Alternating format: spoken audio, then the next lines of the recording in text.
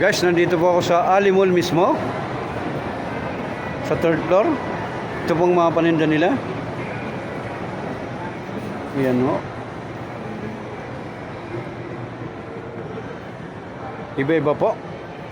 Ang sinong gustong bumili, pumunta lang kayo dito sa third floor ng Ali Mall mismo. Sa Likang Pilipina Spark. Ayun po. Likang Pilipina Spark. Ito po ang mga paninda nila. Pasok ka po sa loob, meron tayo. Dito na lang. Isagay po po yan dito.